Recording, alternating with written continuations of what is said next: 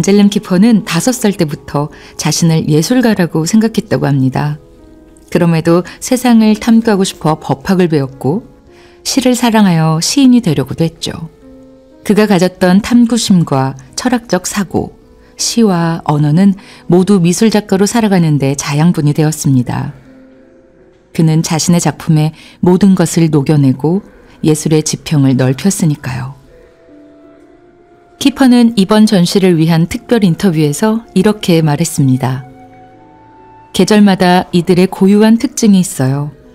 그래서 봄에는 모든 것이 깨어나고 잠시 따뜻하다가 차가워지기도 하며 변화가 심합니다. 여름에는 생명이 피어나고 그때는 모든 것이 땅에서 싹트게 됩니다. 가을에는 자연이 잎사귀의 수액을 뿌리로 가져갔다가 봄에 다시 내어놓지요. 이번 전시를 통해 계절마다 고유한 특징이 있듯 우리들의 삶에도 저마다의 특징과 의미가 있음을 사색해보는 시간이 되셨기를 바랍니다.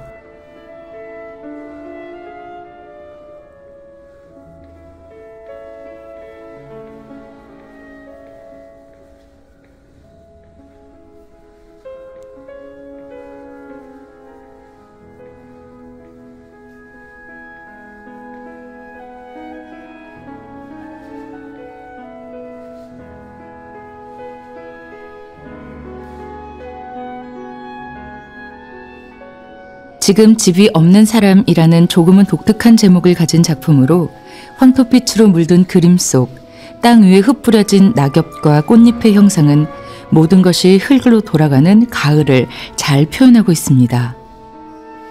키퍼는 다양한 문학 작품도 적극적으로 참조해 왔는데요.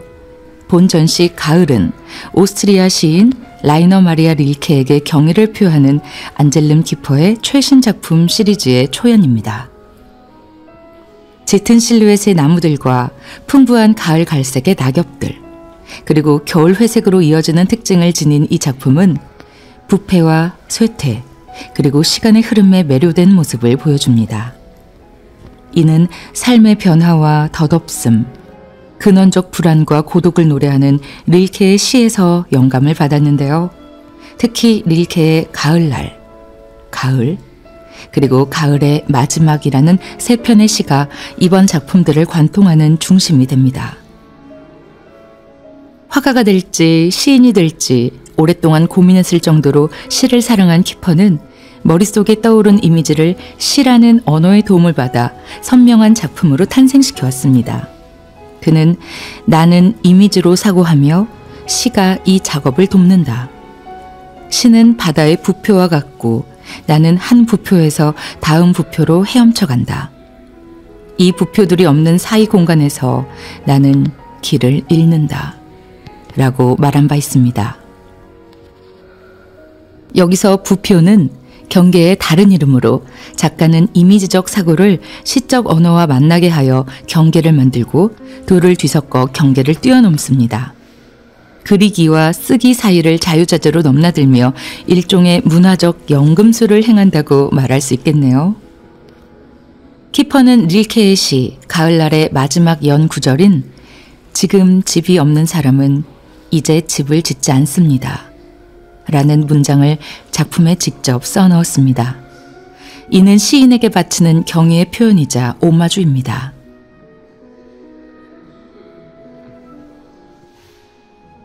이 그림 역시 위쪽을 보면 지금 집이 없는 사람은 이제 집을 짓지 않습니다. 라는 릴케의 시구절이 쓰여 있습니다. 이 문장과 그림을 번갈아 응시하다 보면 작가가 말하고자 하는 집이란 물질적인 공간이 아니라 정서적이고 정신적인 안식처를 의미하는 게 아닐까 하는 생각이 듭니다. 그렇기에 지금 집이 없는 사람은 이제 집을 짓지 않습니다. 라는 문장은 기나긴 여름이 지나가도록 안식처를 찾지 못한 사람은 이제 그것을 찾을 기회를 얻지 못한다는 잔인한 현실을 뜻하게 됩니다. 가을이 깊어져 가면 겨울맞이를 준비해야 하고 그것을 마치지 못한 이는 불안한 가을과 불편한 겨울을 맞이할 수밖에 없겠죠. 전시장을 가득 채운 쓸쓸함은 지금 집이 없는 사람은 이제 집을 짓지 않는다는 릴케의 시구처럼 대자연 앞에 자신의 부족함을 깨닫게 해줍니다. 황량한 들판에 홀로 서 있는 건물은 겨울을 준비하지 못한 이들이 떠나버린 폐허처럼 보입니다. 불빛 한 점 없는 어두운 내부는 온기라고는 없이 텅 비어 있습니다. 그런데 한편으로는 아무도 살지 않기에 집을 잃고 떠나온 이들의 소중한 보금자리가 되어줄지도 모른다는 조금은 희망적인 느낌도 담아냅니다. 키퍼는 작업실을 7번이나 옮겨다니며 작품 활동을 했다고 합니다. 이때마다 버려진 건물을 매입하고 재건축하여 스튜디오 자체를 예술로 작품화하거나 새로운 매체와 재료를 실험하는 실험실로 삼았는데요. 마치 이 작품처럼 버림받은 폐허에 예술이라는 생명을 불어넣어 자신의 집으로 만든 것이죠. 작가의 작업실은 대중에게 숨겨진 공간이자 창작의 과정이 펼쳐지는 공간입니다. 키퍼는 파리 지역의 크와시와 프랑스 남동부의 바르자크에 위치한 곳에 작업실을 마련하고 다양한 작품 활동을 펼쳤습니다. 그는 작업실에서 작품을 만들고 설치하고 대중에게 공개하기도 하며 자신이 의도한 바와 다른 방향으로 뻗어나가는 맥락을 적극적으로 장려했습니다. 그는 작품에 대한 다양한 접근과 해석이 또 다른 예술의 탄생으로 이어진다고 믿었기 때문이죠. 오늘날 그처럼 많은 역사적, 과학적, 문화적인 참조를 작품에 얽어내는 예술가는 찾아보기 어렵습니다.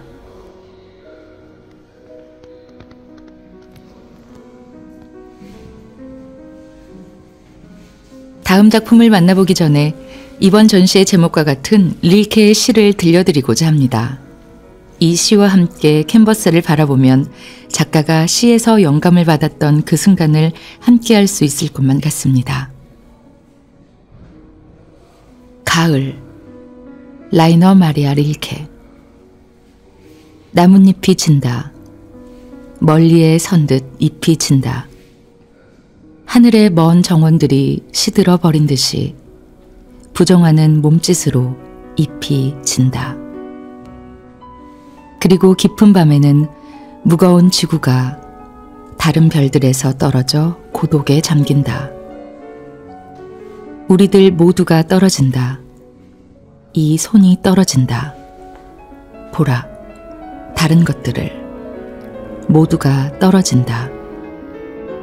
그러나 어느 한 사람이 있어 이 낙하를 한없이 너그러이 두 손에 받아들인다. 캔버스 가득 그려진 붉은 낙엽들은 금방이라도 바람에 흔들려 떨어질 것처럼 생생합니다. 부분 선으로만 표현된 나무 윤곽과 노을한 가을빛으로 물든 나뭇잎은 금방이라도 전시장을 낙엽이 수북히 쌓인 공원으로 만들 것만 같습니다. 실제로 이 그림들은 유난히 햇살이 좋았던 가을의 어느 날 호텔에서 바라본 런던 하이드 공원의 풍경에서 영감을 받아 시작했다고 하는데요. 작가는 그 순간에 대해 런던에서 보기 드문 특별한 날이었다. 압도적인 풍경은 가히 충격적이었다. 낙엽을 비추는 빛과 그 빛이 만들어내는 색감이 너무나 강렬해서 나는 카메라를 가지고 나와 사진을 찍고 작업에 착수했다. 라고 회상했습니다. 키퍼가 바라본 그날의 풍경을 함께 보는 것처럼 강렬한 색감으로 가득 찬 작품은 그 아름다움에 감탄하면서도 조금은 쓸쓸하고 공허한 느낌이 들게 합니다. 떨어지는 낙엽을 볼 때 가을 탄다 라고 느끼는 것처럼 말이죠. 작품의 입체적이고 사실적인 표현력이 그러한 감정을 더욱 증폭시킵니다.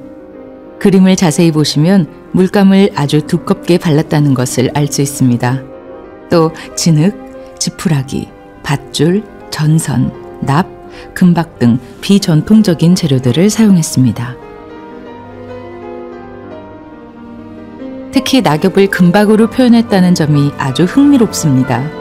이전 작품에서 설명한 것처럼 금은 끝과 완성을 뜻하는데 낙엽은 흔히 쇠퇴와 부패를 의미합니다.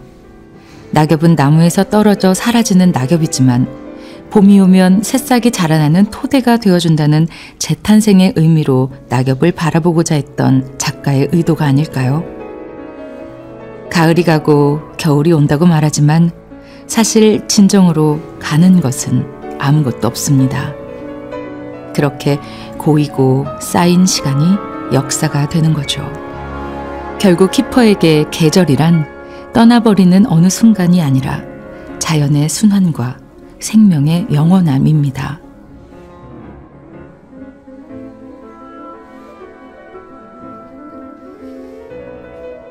시인의 시선에서 낙엽들은 단순히 나무에서 떨어지는 것이 아니라 아득히 먼 곳으로부터 떨어지는 것처럼 보입니다. 그래서 작가는 이 작품에 대해 마치 멀리 떨어진 정원이 하늘에서 시든 것처럼 떨어집니다. 라고 표현했습니다. 키퍼에게 예술가란 땅 위에 서서 끊임없이 하늘을 바라보는 존재입니다. 그는 이곳에 있지만 고개를 들고 저편을 바라보는 존재로서 언제나 두 영역 사이에서 바삐 움직입니다. 이 작품은 단순한 색채감으로 이루어져 있지만 셀락, 전기분해 침전물, 납, 숯 등을 사용했습니다. 이를 통해 시각적으로 다양한 느낌을 주고 작품 속 사물이 켜켜이 쌓인 듯한 중첩성과 물질성을 표현했습니다. 입체적으로 표현된 나뭇잎은 두꺼운 물감에 키퍼가 특히 좋아하는 두 재료를 사용했는데요. 바로 납과 금박입니다. 납과 금은 고대로부터 전해진 연금술 과정의 시작과 끝을 상징하는데 납을 금으로 바꾸는 연금술 대신 납과 금이 함께 하도록 한 것입니다. 파괴와 탄생, 황폐함과 풍성함의 공존이라고 할 수 있겠네요. 키퍼는 특히 납을 많이 사용했는데 납은 연금술의 금속 중 가장 낮은 단계이기 때문에 키퍼에게 인간을 연상케 했던 것 같습니다. 불완전하고 불순하지만 더 높은 단계로 발전할 수 있는 가능성과 잠재력을 가진 물질이라는 점에서 말이죠. 이와 같은 변화를 표현하기 위해 작가는 작품을 일부러 야외에 내놓아 비바람에 풍화될 수 있도록 합니다. 그는 나는 자연과 변화하는 날씨, 그리고 더위와 추위를 필요로 한다. 가끔 회화 작품을 빗속에 내놓고 산성물질이나 흙 또는 물을 그 위에 끼얹기도 한다. 라고 말했는데요. 이 말을 듣고 작품을 다시 바라보니 그 세월의 흔적이 더 잘 느껴지는 것 같지 않나요?